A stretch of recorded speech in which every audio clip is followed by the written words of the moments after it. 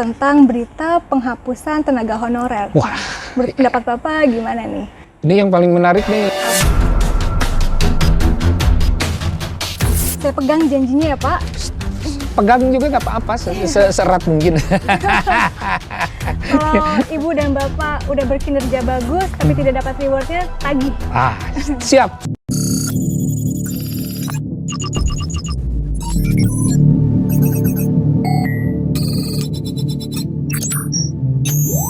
Halo, apa kabar sahabat Cirebon Cup TV? Berjumpa lagi dengan saya Magna Nebatkaru di acara Katon Podvlog.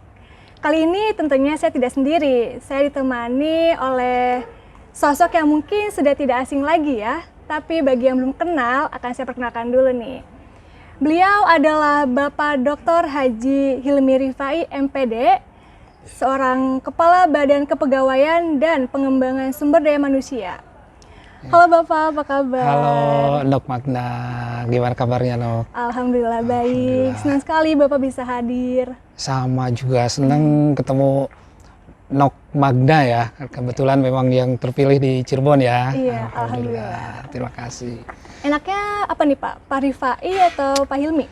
Terserah mau Om, mau Bebe, mau apa aja bebas lah. Boleh Pak, boleh. Silahkan. Kebetulan ada beberapa pertanyaan yang akan saya tanyakan ya Pak. Ya, boleh. Oke, yang pertama nih, sebagai Kepala BKPSDM, sebenarnya tugas dari BKPSDM sendiri itu apa ya Pak? Oke, baik, terima kasih teman-teman di Kabupaten Cirebon khususnya, di lingkungan pemerintah Kabupaten Cirebon dan wilayah masyarakat Cirebon, bahwa BKPSDM ini memiliki tanggung jawab yang luar biasa ya, yaitu mengelola manajemen ASN yang ada di Kabupaten Cirebon, di mana kami bertanggung jawab baik sisi kompetensi, kualifikasi dan kinerja. Ini menjadi tanggung jawab kami untuk ditingkatkan, dan ini menjadi amanat Undang-Undang Nomor 5 Tahun 2014 dan juga amanat Pak Presiden Republik Indonesia, di mana salah satu visi misi Pak Presiden Republik Indonesia kan SDM maju, Indonesia maju ya, artinya bahwa fokus di pemerintahan Pak Presiden Jokowi, termasuk Pak Gubernur juga Pak Bupati di periode sekarang ke depan adalah sumber daya manusia. Nah ini saya memiliki tanggung jawab untuk hal tersebut, sudah barang tentu. Hal yang paling penting dalam pengembangan sumber daya manusia ini, karena kita menyongsong pada tahun 2045, yaitu tahun emas dengan bonus demografinya, di mana kita harus mempersiapkan pada tahun 2045 akan menjadi negara superpower dunia dalam bidang ekonomi, yang sudah barang tentu harus dipersiapkan SDM-nya.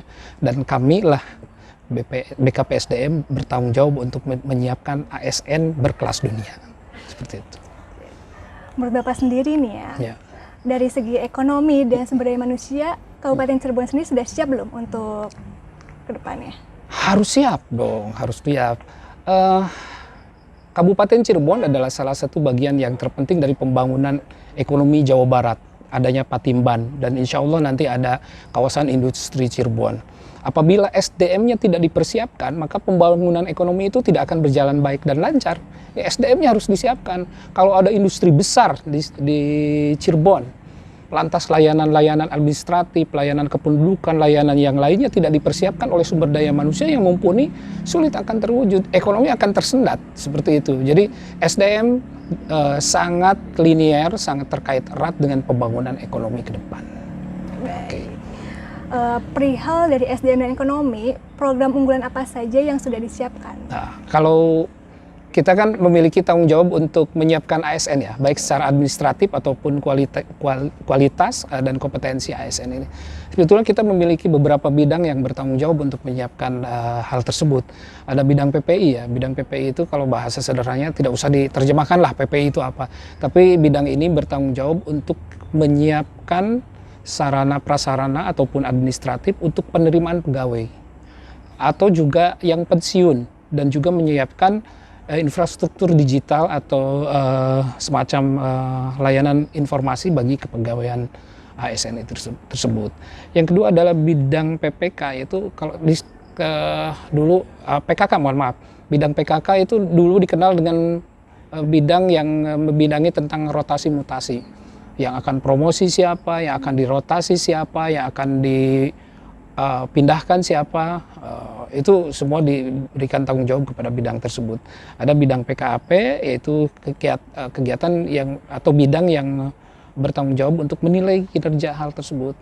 Sejauh mana kinerjanya, apakah baik atau tidak, ini berpengaruh terhadap salary, terhadap pendapatan, karena ada tunjangan TPP di sana. Dan ada bidang PKA, kalau dikenalnya di masyarakat bidang diklat. Nah, di sini dipersiapkan ASN ini didiklat dengan sebaik mungkin. Yang belum memiliki kemampuan diklat di bidang keuangan, kita diklatkan. Yang belum memiliki pemahaman manajemen administratif, kita diklatkan, semua dipersiapkan. Itu diantaranya, Neng. Dan program-program prioritas yang sudah berjalan, ada sih.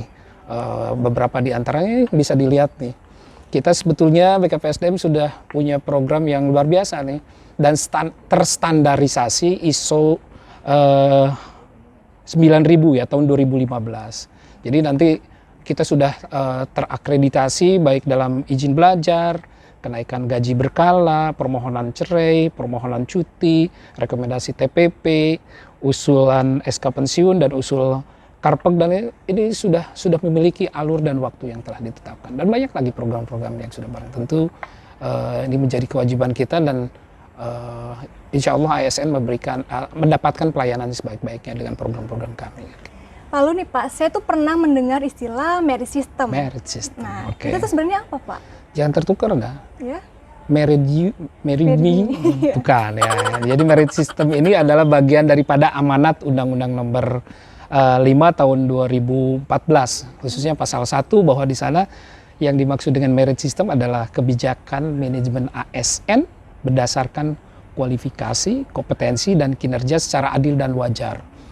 Kalau diterjemahkan secara literal akan membingungkan ya, tapi intinya dari merit system ini memberikan kesempatan kepada ASN untuk berkarir sudah tidak berdasarkan kelompok, golongan, sara, agama, dan lain sebagainya. Dulu kan kalau ingin menduduki jabatan harus dekat dengan si A, dekat dengan si B, atau sukunya sama. Misalnya saya orang Garut, oh pastilah senang dengan orang Garut. Atau lulusan tertentu, saya ITB, oh pasti ITB. Nah, merit system itu sudah tidak mengenal itu lagi. Atau golongannya yang tinggi nih. Ada yang golongan 4B, kok saya tidak naik-naik jadi pejabat, padahal golongan sudah tinggi. Memang merit system itu sudah tidak mengatur itu, tetap hanya 3 saja. Kualifikasi, kompetensi, dan kinerja. Kalau 3 itu tersebut terpenuhi, maka akan secara otomatis yang bersangkutan bisa dipromosikan. Atau bisa dirotasi yang tadinya, kalau bahasa orang Cirebon, biasa tempat kering, pengen ke tempat basah, tidak seperti itu. Nanti kalau kualifikasi kompetensinya memenuhi, maka akan ditempatkan sesuai dengan kompetensi dan kualifikasi ya. Termasuk kinerjanya juga seperti itu. Untuk Bapak sendiri, ada nggak nih Pak tips and trick dari kita tuh biar bisa memenuhi 3 kualifikasi tersebut? Iya, betul. Jelas dong. Yang pertama, nggak boleh malas belajar ya. Dari kualifikasi atau strata pendidikan, tidak boleh cukup misalnya yang D3, cukup D3 yang penting gaji, ya harus ditingkatkan menjadi S1. Yang S1 harus ditingkatkan dong, jangan S1. Yang S2 sama harus ditingkatkan S3. Ya seperti saya ya, sekarang saya alhamdulillah karena izin Allah dan juga izin dari pimpinan, saya bisa mengikuti pendidikan sampai strata tertinggi yaitu S3. Nah itu otomatis ketika memiliki kualifikasi pendidikan yang baik, maka kesempatan akan lebih mudah dibanding dengan yang lain. Kompetensi itu kemauan untuk membina kemampuan yang dimiliki oleh kita.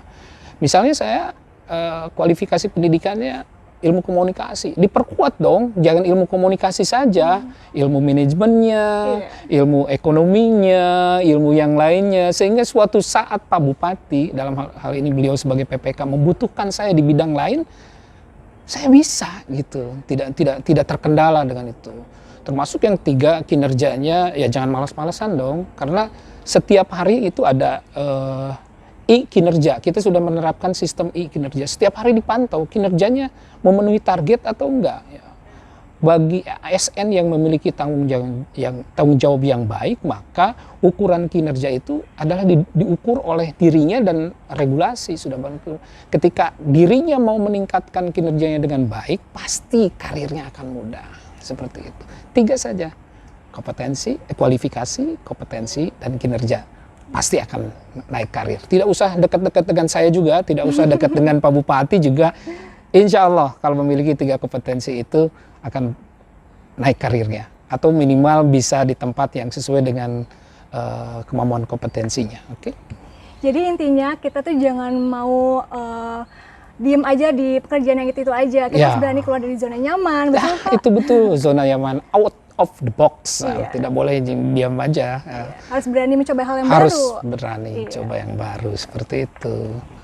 Pak, ini ada pertanyaan nih dari Instagram Cirebon Cup tentang berita penghapusan tenaga honorer. Wah.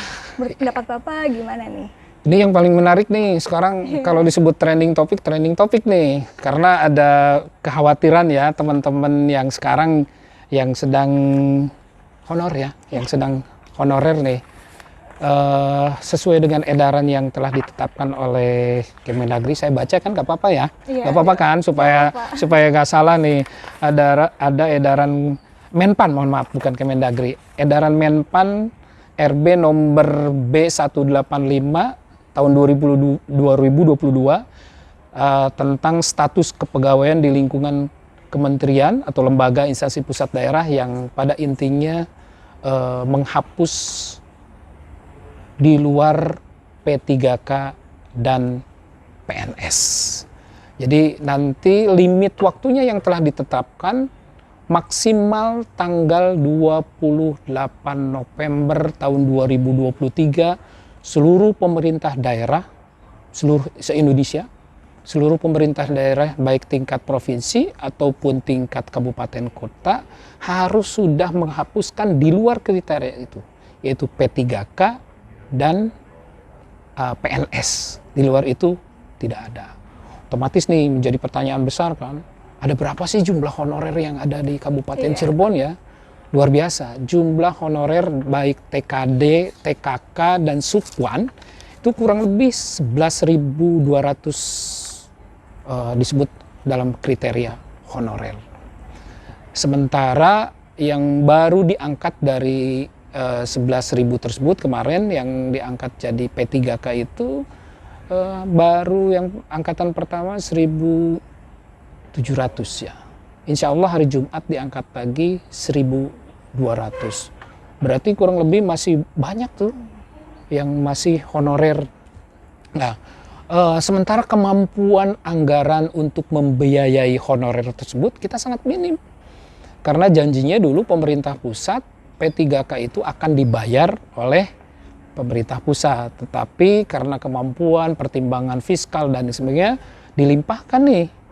Nah, jadi suatu saat pemerintah Kabupaten Cirebon pun akan kesulitan mengangkat honorer menjadi P3K karena P3K itu digaji oleh pemerintah daerah. Kemampuan fiskalnya sangat kecil di kita anggarannya. Untuk tahun 2023 saja, kalaupun nanti ada pengangkatan honorer jadi P3K, kita kemampuan hanya mengangkat 500 orang. Bayangkan, tahun 2023 kurang lebih ada honorer yang harus berhenti sekitar 9.000 orang. Luar biasa kan? Nah ini kan harus disiasati oleh pemerintah daerah. Ya menggunakan pola pentahelix lah. Ada unsur pemerintahnya, unsur akademisinya, persnya, masyarakatnya. Kita memang harus FGD. Apa nih yang harus kita lakukan? Ya. Perihal gaji yang Bapak sebutkan barusan. Ya. Sebenarnya kalau boleh tahu nih Pak, gaji PNS itu berapa sih? Waduh, gaji PNS itu kecil. Jangan mau jadi PNS dah. Ya kalau yang diangkat golongan 2A ya kisaran tidak lebih dari 3 juta lah. 2.900.000, golongan 3B kecil lah. Kita mengasumsi rata-rata kalau gaji 4 juta per orang berikut tunjangan dan lain sebagainya, itu kalau dihitung matematis belum cukup. Tapi kenapa ya? Nggak ngerti saya juga. Orang-orang pengen jadi pegawai negeri. Padahal gajinya kecil dibanding dengan swasta kan bisa 15 juta. Anak saya aja musisi nih. Anak saya musisi pendapatan per bulan 25 juta. Anak saya nggak mau jadi PNS karena PNS ngapain katanya gaji 3 juta. Tapi itulah ya, masyarakat Indonesia itu selalu menginginkan status sosial. Kalau jadi pegawai negeri itu dipercaya oleh bank. Ya sudah pasti. Ya, dan pasti tidak pernah ada yang turun. Iya. Dan banyak gadis yang melamar kalau karena pastinya itu ya seperti itu. Mau jadi pegawai negeri atau jadi istri pegawai negeri? Keduanya boleh. Oh. Amin. Iya. Ya, saya menyebutnya sering bicara pegawai negeri itu pegawai sulap ya. Gajinya kecil 4 juta tapi bisa beli rumah, bisa beli mobil. Apa tuh? Berkah. Ya, karena kita bersyukur kepada Allah Subhanahu wa taala. Ya. Oke Pak, di luar dari gaji dan tunjangan seorang PNS Pak, sebenarnya ada nggak sih reward buat pekerja yang kerjanya tuh sesuai dengan sesuai target? Target, ya. Ada nggak reward buat mereka gitu? Kita sedang menyusun Perbub ya, Perbub tentang seorang ASN yang mampu berinovasi, ya. Terus yang berkinerja baik melalui penghargaan.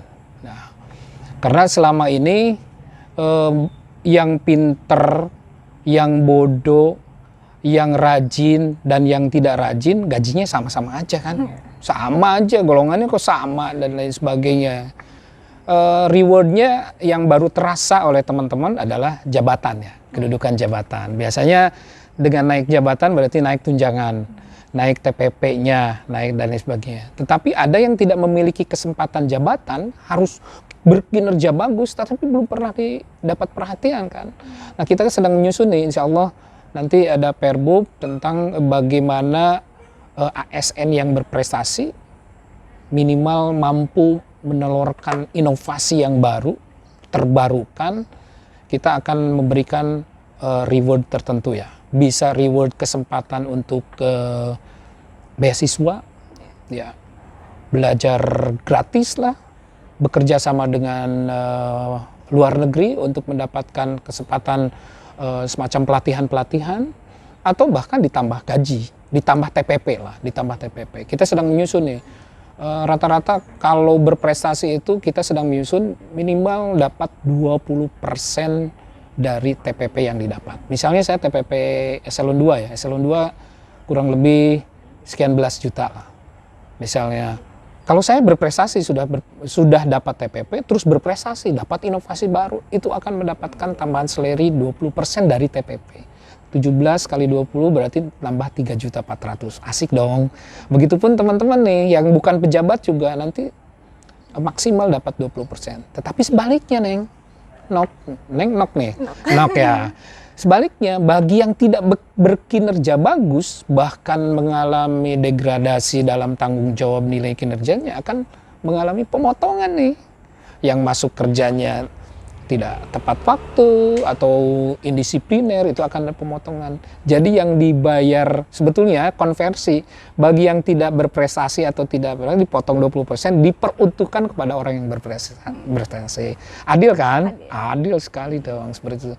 Dan ada tambahan-tambahan yang lainnya, biasanya ada jadi panitia, penyelenggara kegiatan dan sebagainya, itu di luar seleri yang telah ditetapkan. Bagi orang yang mau bekerja keras, rezeki itu pasti akan mengikuti. Kesempatan itu akan datang seluas-luasnya, seperti itu ya.